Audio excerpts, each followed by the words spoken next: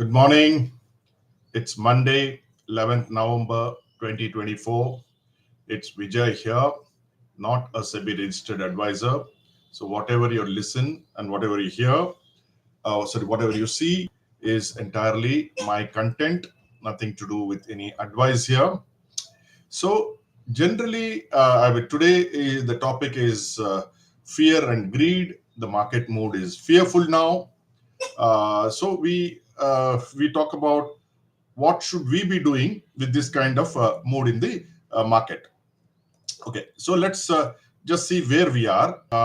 If you look at it, we are in what I would call a fearful zone, and that is very clear.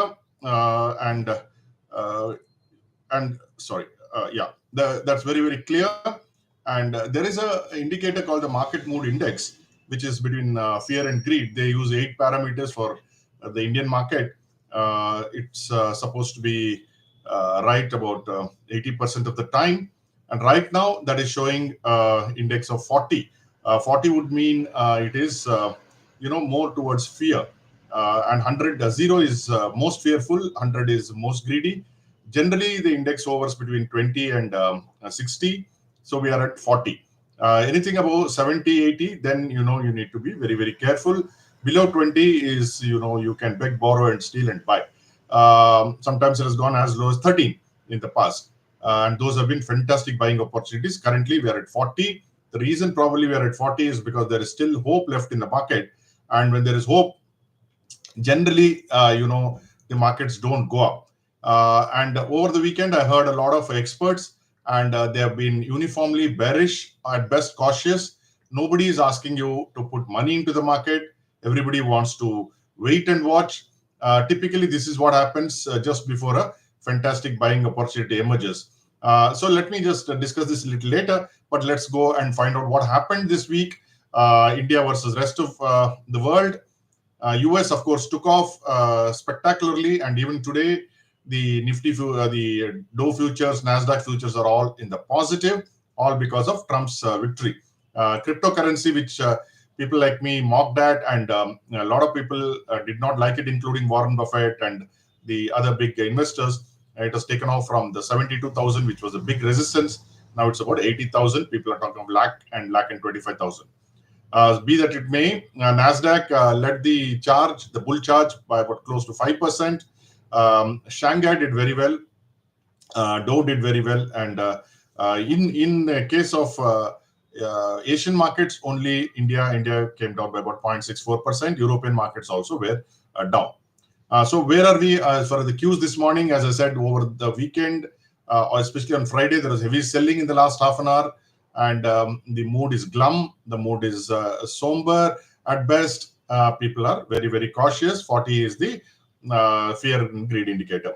So Nifty declined. Basically, trend fell significantly. Trend had gone up like a parabola, so it's not surprising. Coal India also did poorly. Again, Coal India, which is generally a defensive stock, suddenly became a momentum stock, and I think people are going to pay the price for it. I still think both of these have got some more distance to go on the downside. Maybe on a day-to-day basis, they may show a pop, but I think they'll go down further. Mid-cap also, RVNL, Suzlon, momentum stocks should do badly in the next few weeks.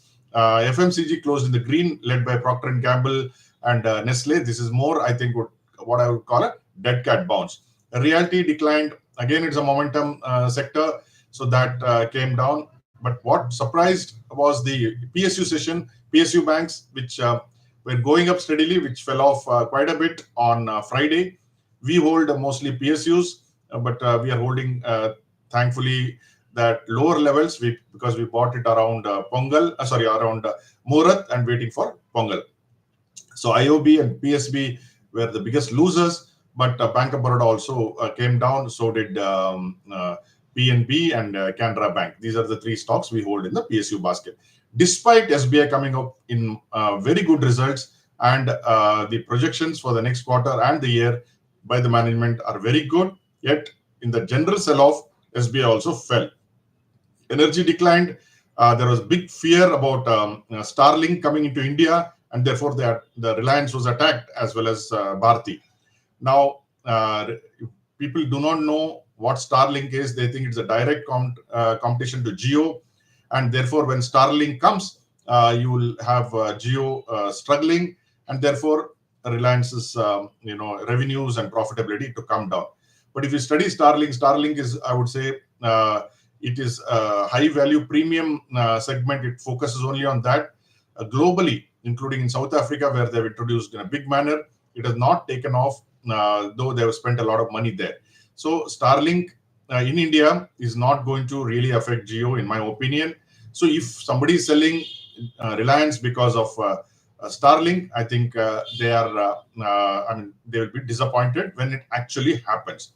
So metal closed in red because there was a jitters that China's stimulus will not be as good as people were expecting, and that's exactly what happened. So that's why today China markets are down. Same thing with Hong Kong markets. Dow Jones closed higher, as continued to close higher. Spot gold fell about 0.8%, and the silver also did not do too well. The 10-year yield, treasury yield is now slowly started coming down. A lot of people think that 10-year treasury yield and dollar strength will dictate flows into India. If that is the case, then I expect both of these to anyway come down technically and fundamentally. So then we should expect more of FII investment into India. Incidentally, last year, FII registration with SEBI, the entire 23-24 was about 140 new FIIs got registered. In October, there were about 40 to 50 new FIIs that got registered. So 1/3 of last year's new registrations have come only in month of October.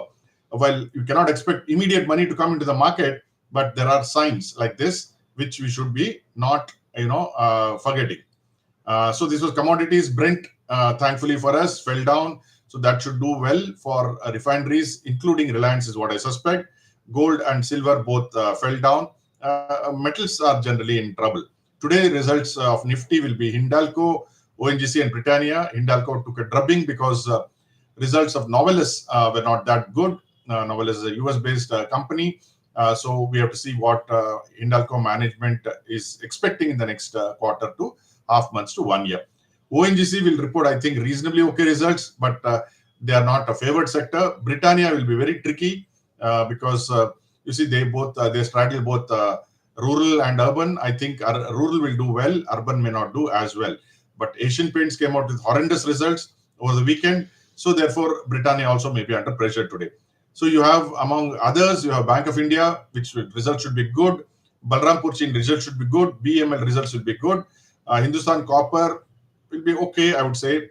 Bajaj Consumer will be, again, I think, good vis-a-vis what expectations are, because, again, they are rural-oriented.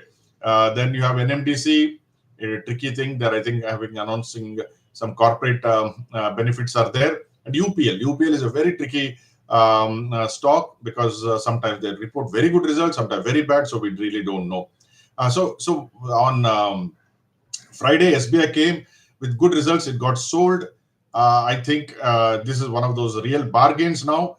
CLSA believes that it will go up to 1,075 from our 840 levels, and loan growth remains healthy, though on a year-on-year basis it is lower, but that is expected because the economy is clearly slowing down. I mentioned that yesterday in my weekly podcast. So my asset quality is very good, and they are expecting ROE of about 15 to 16%, which is par for the course.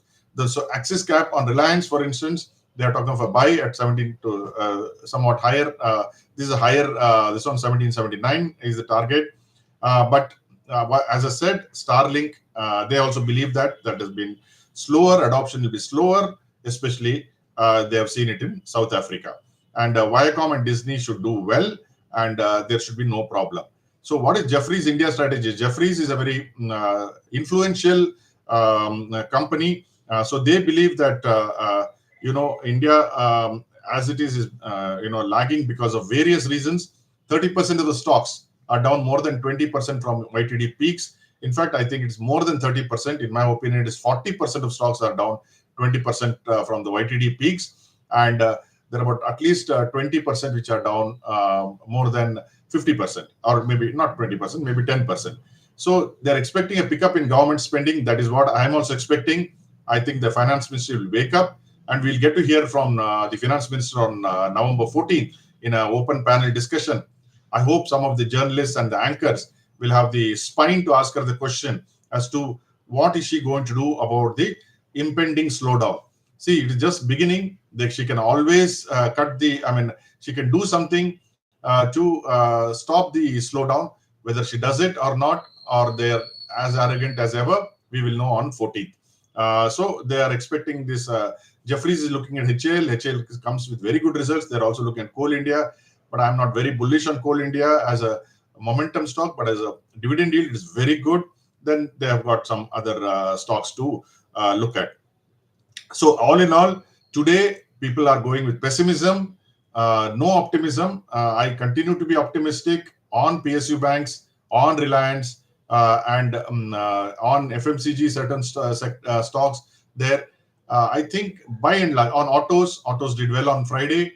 I think there is still some momentum left in these sectors, but on fundamentals, PSU stocks are my PSU banks are my best bet. So whatever you do, so for Monday is generally a time when I show my trades to everybody on my Telegram group.